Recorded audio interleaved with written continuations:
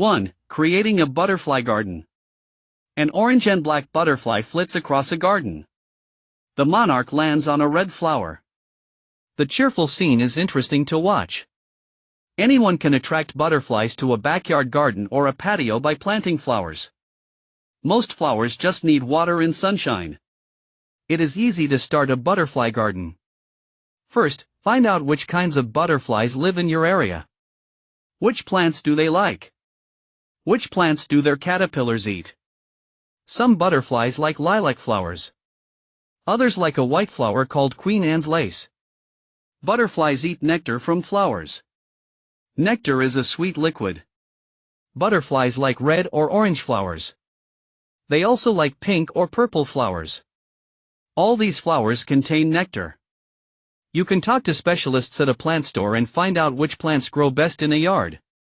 They can also tell you which flowers thrive in a pot on a deck. Some flowers give nectar in June. Others make nectar in July. Gardeners plant different types of flowers so something is in bloom all summer. Butterflies need a place to hide from wind and rain. Plant some bushes that butterflies can shelter under when wind or rain comes. Place a flat rock where butterflies can rest. Create a place where rain makes a small puddle. Butterflies will drink the water. Most people include a plant called milkweed in a butterfly garden. Monarch butterflies love the pink milkweed flowers. Monarch butterflies lay their eggs on the milkweed leaves. Caterpillars hatch from the eggs. They have black, yellow, and white stripes. The caterpillars eat only milkweed leaves. They eat leaves for 7 days. Then they turn into a green chrysalis. Milkweed plants provide a complete habitat for monarch caterpillars and adult butterflies. When some people find a chrysalis, they put it in a safe place. They want to watch the chrysalis change into a butterfly. After 8 to 15 days, the chrysalis turns clear. Soon a monarch butterfly crawls out. It dries its wings. The butterfly floats away to find flowers in a butterfly garden. Reading for test life cycle of butterfly 1 and 2. Larva or caterpillar 4. Adult 3. Pupa or chrysalis. 2. Taking care of Arjun. Jaya slipped the pepperoni pizza into the oven to bake. It was her nephew Arjun's favorite lunch. She had offered to watch the 5-year-old boy for the day while his parents worked. Currently, he was twirling around like a top. "Will you set the kitchen table for us?" Jaya asked. "There are dishes in the cupboard." Instantly, Arjun sprinted off, eager to help. He did everything with enthusiasm. Jaya was much more careful and organized. She focused her attention on the oven while Arjun, smiling, placed the plates and napkins on the table. Moments later, Jaya took the pizza out of the oven. Arjun sat there waiting with a satisfied grin. He had set the table with her fancy plates instead of her regular dishes. "I don't usually use those," Jaya stuttered, staring at the delicate dishes. "They belong to my mom, and I always try to keep them safe." "Why not use them today?" asked Arjun. "They're so pretty. We can pretend we're having a party." "You're right," Jaya chuckled. Joining Arjun at the table, she served their pizza and took a bite. Somehow, it did feel like they were having a party. Next, Jaya told Arjun that she had planned a trip to Harbor Amusement Park. He cheered and raced to get his backpack. Pulling out a Superman costume, he quickly put it on. "Maybe you should wear that when we get home," Jaya suggested. "But Superman isn't afraid of the rides," Arjun explained. "So, I should wear it now." Jaya laughed and nodded in agreement. It was hard to disagree with the imagination of a 5-year-old. At the amusement park, some people giggled at Arjun for wearing a costume. Arjun did not even notice, he was blissfully happy as they went on the rides. Jaya felt proud of him for his confidence in the choice he had made.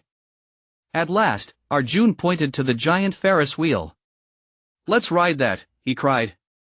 "The line's a mile long," Jaya noted. "Maybe we should choose a game?" "Superman would rather fly," Arjun stated. Jaya did not argue with him. 30 minutes later, when Jaya and Arjun finally soared into the air, she felt her breath catch as she stared at the city below. She had never ridden the giant Ferris wheel or experienced its amazing view. One chrysalis equals a hard covering that protects the pupa that eventually turns into a butterfly. Reading for test. Isn't this great? You can see the whole world. Arjun exclaimed. Yes, Jaya agreed.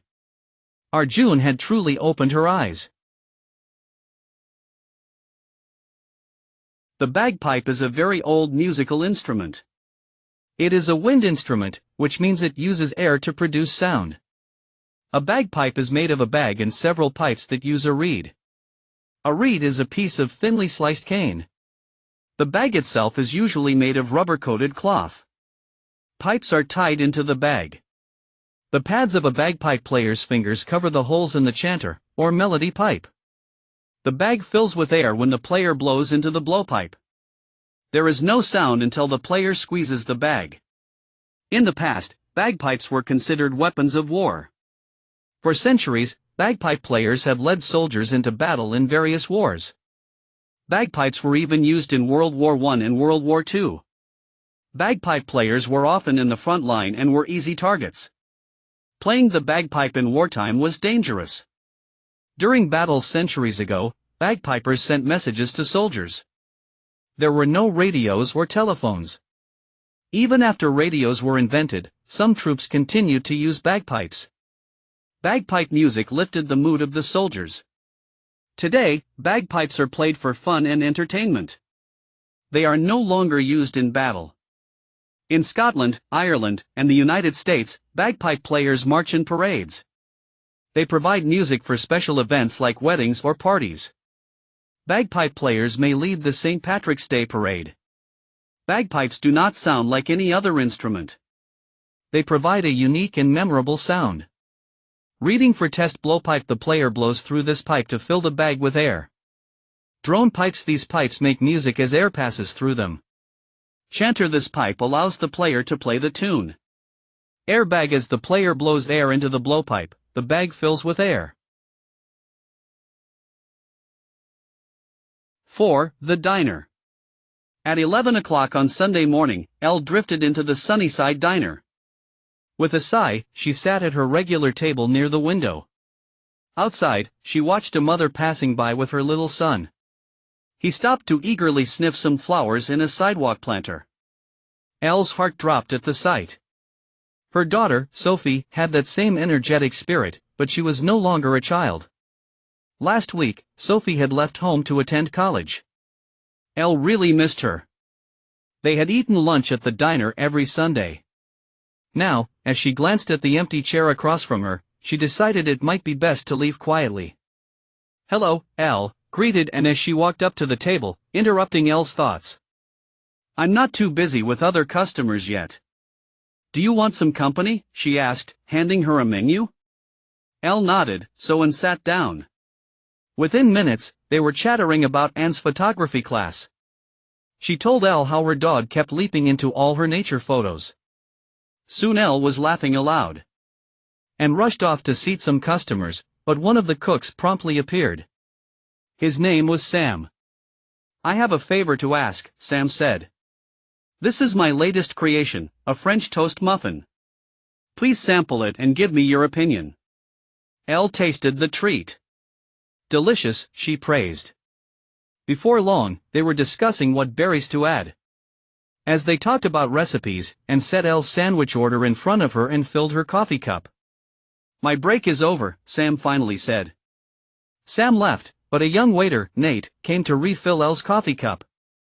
He began telling her about his latest skateboarding tricks. When he finished, Elle glanced at the diner's big wall clock. Her eyes widened. She had been there for an hour, and she had thoroughly enjoyed every minute. Before she left, Elle thanked Anne, Sam, and Nate for her entertaining lunch. She told them how lost she had felt without Sophie. To her surprise, she discovered that they missed Sophie too. "Your daughter brought me seashells for my collection," Anne mentioned.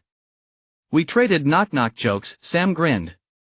"Sophie helped me clean the mess when I dropped her plate of spaghetti," Nate recalled. "She turned it into a game and made my job fun." That's Sophie, Elle agreed. She could not stop smiling as she stepped outside. Her daughter had left behind a trail of friends. It was time to follow her example. Reading for test. 5. Hiking the Appalachian Trail. The Appalachian Trail is known as the AT. It is the world's longest hiking-only footpath. It stretches over 2,000 miles and crosses 14 states. Maine marks the AT's northern end. The southern end is in Georgia. The AT's history. The idea for a super trail began with Benton Mackay. Mackay wanted a trail that would link the Appalachian Mountains peaks. He hoped it would provide people with a retreat from city life. His idea grew popular. Several hiking clubs supported his plan. In time, the Appalachian Trail Conservancy formed. This group opened the first section of the trail in 1923. In the years to come, the trail slowly grew. The United States Park Service and Forest Service joined the effort too.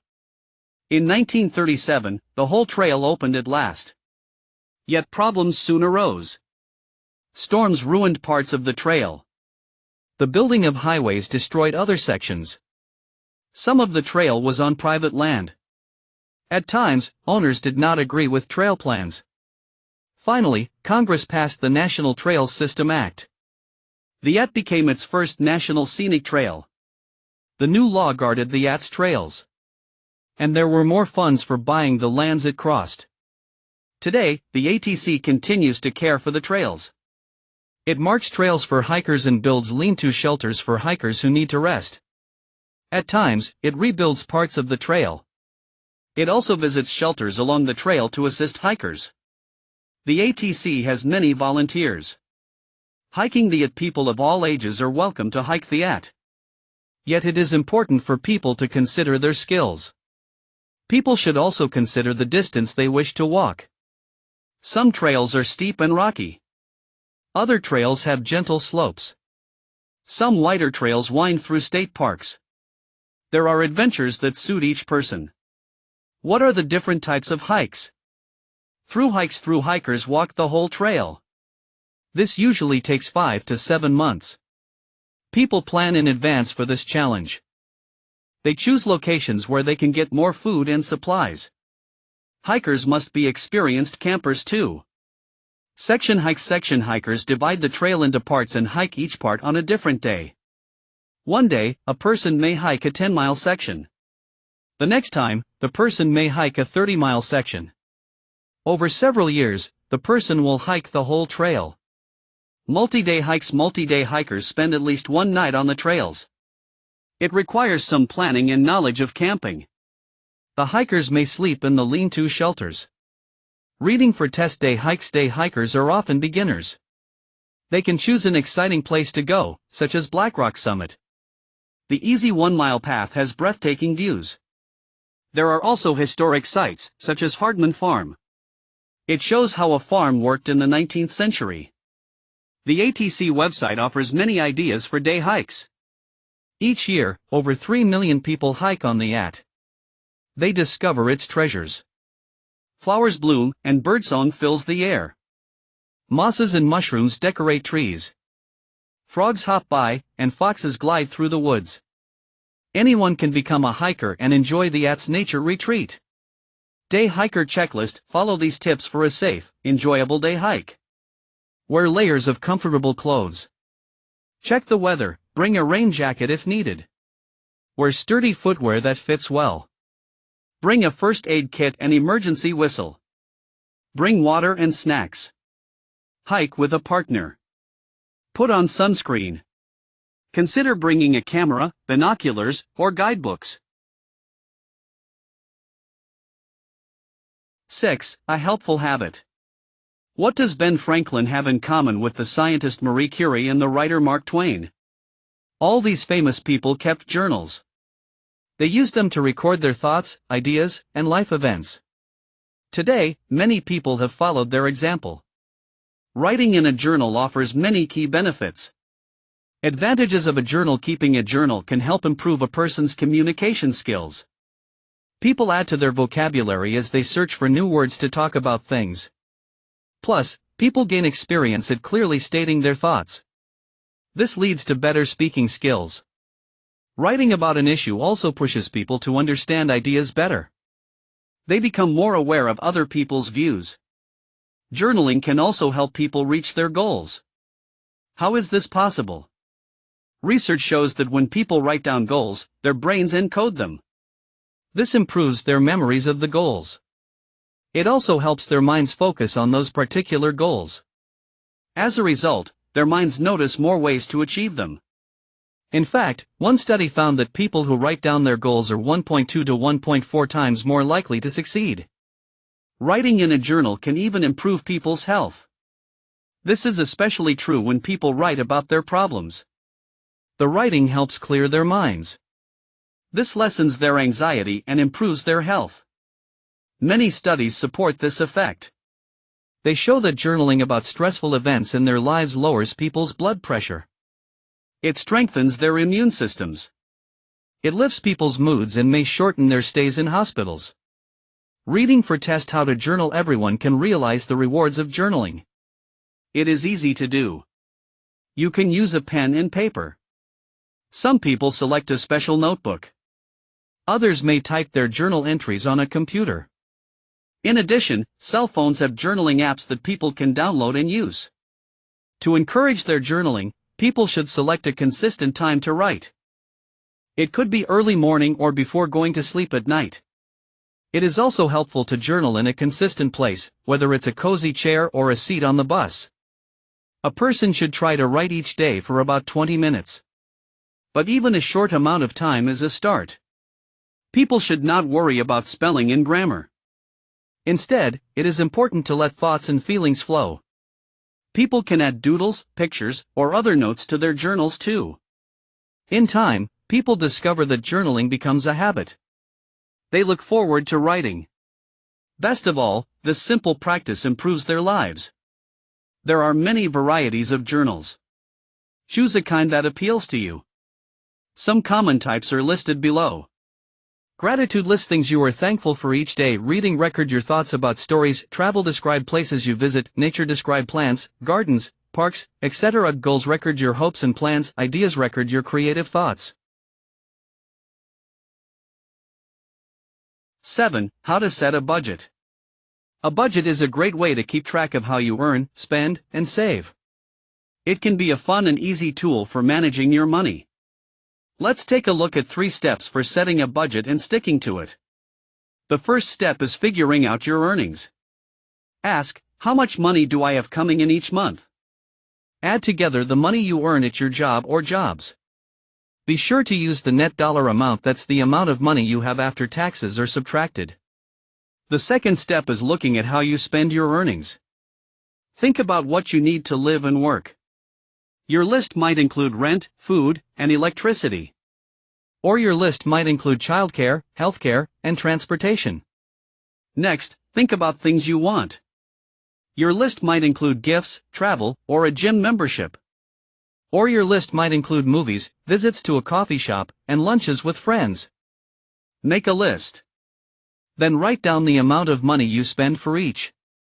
If you are spending more than you earn, look for ways to cross things off your list. The third step is making a savings plan. After you have paid for all the things you need and want, think about how much you want to save. Think, too, about what you want to save the money for your future. An unexpected emergency? Consider opening a savings account at a bank. The bank can be in your town or it can be online. Add some money every month. Even when you have a budget that really works, revisit it from time to time. Your life will change. Maybe you get a raise at work. Maybe you have to pay for a car repair. When your life reading for test changes, your budget should change too. As one money expert shared, it's okay to adjust your budget. But it's always good to have one.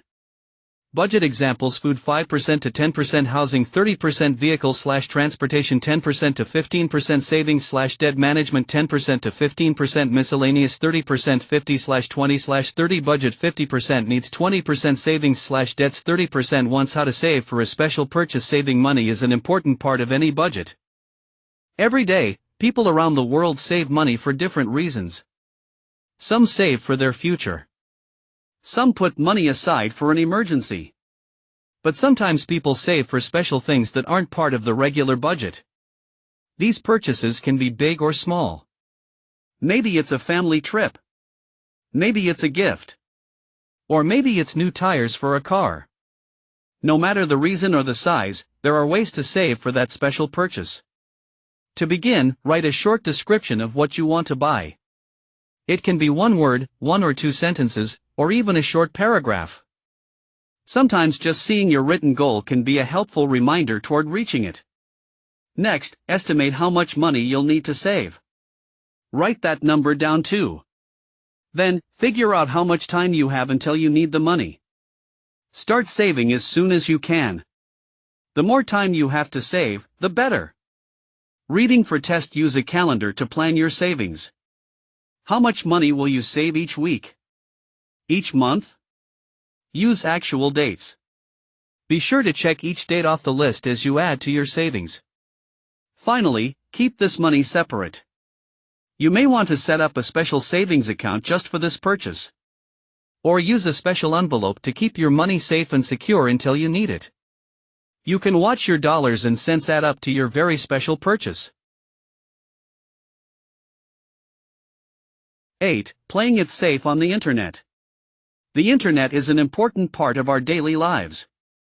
Every day, people around the globe use the internet for many things. Some people use it to shop and pay bills. Some people use it to enjoy music and take classes. Some people use it to stay in touch with family and friends. No matter how you use the internet, it's important to use it safely. Let's take a look at 4 things you can do to stay safe on the internet. First, choose a strong password.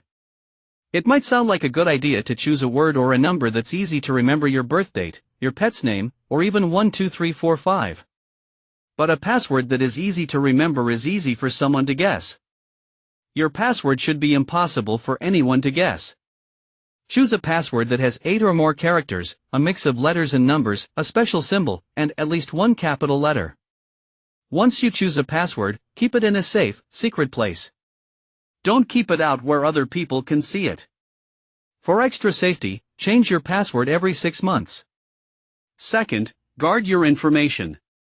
Don't share your address, your birthday, or your bank information. Someone asking you to share your information might be trying to steal it. Always ask, who is asking? Do I really want to share this? Remember, you are in control of how you share information. Of course, there will be times when you'll need to share your information: tax forms, job records, and so on. But when it is not required, keep it safe and secure. Third, don't click on links from people you don't know. Many links are safe. Other links might take you to a place that could be dangerous. A good way to check this is to look at the HTTPS at the beginning of the link. If you see an S, that's a really good sign. The S stands for secure. That means that there's a good chance the website is safe to visit. Fourth, and finally, be careful what messages and images you share. In other words, think twice. Ask yourself, is this something I wouldn't mind someone seeing in a few years? If it isn't, don't share it. Once you share something, it is on the internet forever even if you remove it. Reading for test: special symbols in password: symbol when to use at sign use in place of the word at. Live at 4 p.m. CST: number sign use in place of the word number. Hashtag 5 on my team. Exclamation point use as a way to make a password strong. Kind to yourself. % sign use as a way to make a password strong. Sunanda: 10% chance off rain ++ sign use as a way to make a password strong. Ice plus tis refresh ng $$ use in place of the letter S, don't $top believing. 9. The 100-mile electric car. We think electric cars are a modern idea. But in 1905 in Denver, Colorado, Oliver Fritchell built an electric car. It was black and shiny and rode high off the ground. His car didn't have a gasoline engine but did have a motor. Batteries ran the motor. The batteries weighed between 400 and 600 pounds. The brakes were made from camel hair. When the car coasted down a hill, the brakes helped charge the batteries. After the car traveled 100 miles, the batteries needed to be charged. So Fritzl found places with electricity for charging. Fritzl designed the car with women's preferences in mind. Women at the time did not like loud cars. The electric car was much quieter than gasoline-powered cars. In addition, Fritzl made the inside of the car roomier so women could wear big hats and fit long skirts into it. Reading for test, Fritzl wanted to prove that his car was practical. So he drove it from Lincoln, Nebraska, to New York City. There were no expressways, only two-lane roads. Some of the roads were dirt two-tracks, or unpaved roads. After it rained, the roads were rutted and muddy. Fritzl said that one time over 75 pounds of mud covered his car. Night after night, Fritzl had to find places where he could charge the batteries. In one town, he got electricity from the station that powered electric streetcars. Because Fritzl was an electrician, he knew how to care for the motor and the batteries. When he arrived in New York City, people stared at his quiet car rolling down the streets. They cheered for him. He had traveled 1,800 miles in 28 days with only one flat tire. The New York Times took a photo of the car and wrote an article about Fritzl's trip. He set up a factory in Denver. Many people, especially women, ordered his quiet cars. Women could talk to their friends when they took rides together on Sunday afternoons. Or they listened to the birds and smelled the scent of blooming flowers. Little-known inventor Oliver Fritzl should be recognized for creating one of the first electric-powered cars. A museum in Denver displays the last remaining Fritzl car. Lincoln, Nebraska, New York City, New York. From Nebraska to New York. Oliver Fritzl's drive from Nebraska to New York had a few problems. Fritzl became lost in Iowa. Also, he had to drive over the mountains of southern Pennsylvania. The car worked hard to drive uphill.